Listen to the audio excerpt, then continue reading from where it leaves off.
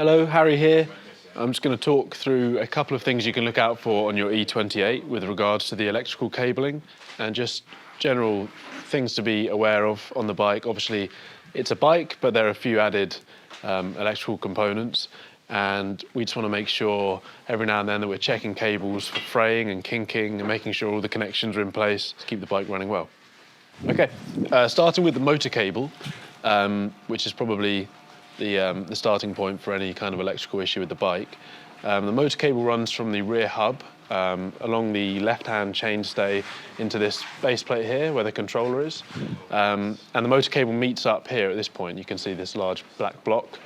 You just really want to make sure that these two cables are connected properly. There's two little black arrows you'll see on the two cable ends, and just make sure that those are lined up properly.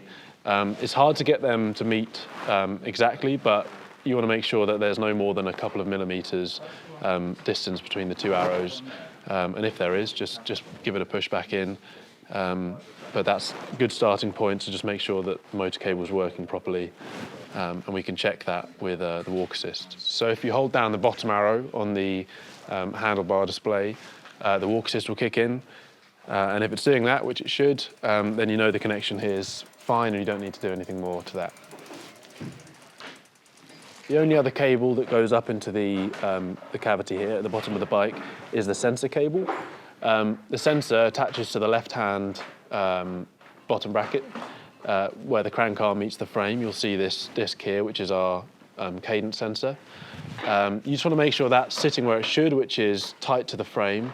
It just pushes on, so sometimes it can kind of pop out, but we just want to make sure that that's nice and snug to the frame and that there's no dirt or any obvious sign of water there that could be preventing the sensor from working properly. There's a very small cable that comes out from the sensor and goes up into the base plate here. And you just want to make sure that there's no excess hanging out from the base plate and that it goes up nice and snug into there and isn't catching on the side of the cavity there. And just check for any signs of fraying or kinking that may cause the sensor to stop working properly. So on the E28, the charging port is obviously located at the bottom of the down tube. The only thing to really check for on this is that the cap is still secure.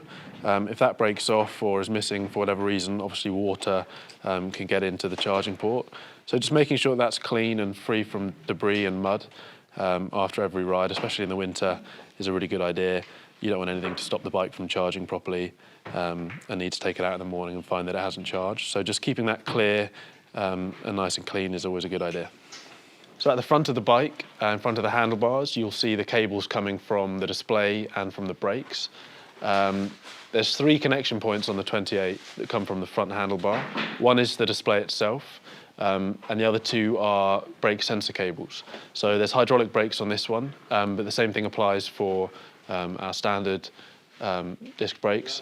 So you'll see on the brake levers that there's a second cable aside from the main brake cable, and that's our sensor. So when you pull on the brake lever, that tells the motor to cut out, which is obviously a really important safety feature on these bikes. And so there's two cables, one from each lever, and they come into this cable wrap at the front, which just keeps things nice and tidy, along with the display cable. They meet at this point here where there's like an obvious bulge in the cable wrap, and you shouldn't really have to pull this apart, but if for whatever reason you do think that there might be a loose connection there or something's maybe snagged this cable, you can just undo this cable wrap at the front, and after a few inches you should see the connection points from the cables. They all meet up in the same point. So now you can see the three connection points. Again, two for the brake levers and one for the display itself. With these connections, you really just want to make sure that these little black arrows, like on the motor cable, are lined up properly and are meeting. And if you do need to connect these back up for whatever reason, you just want to make sure you get those arrows perfectly in line because there are small little pins inside there. And if these connections aren't the correct way round, these pins can be susceptible to being bent. So just make sure those arrows line up properly and a little bit of a push gets them back in place. Same thing applies for the display, which has a green one, which is that one. There's a few more pins in there. Again, you shouldn't have to really pull this apart, but if you do need to connect it back for whatever reason, same thing applies. Just make sure that the arrows meet up and that they're pushed all the way in. Then you can do the cable wrap back up.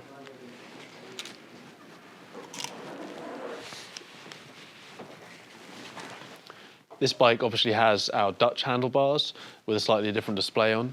The same thing applies with this bike. The connection points are exactly the same at the front of the handlebars. Obviously the display is different, but it still has the same cable that comes through into the cable wrap. Same thing with the front brakes as well. So just making sure these cables are secure here in this block. You can just unravel the cable wrap and check those connections in the same way you would on the other 28. So the front light on the E28 is operated through the handlebar display, and it's connected up to the display cable with this connection here, exactly the same as the ones we've just gone through on the handlebar.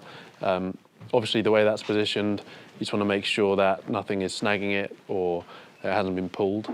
And just again, same thing applies, just check that the two arrows meet up at the right point.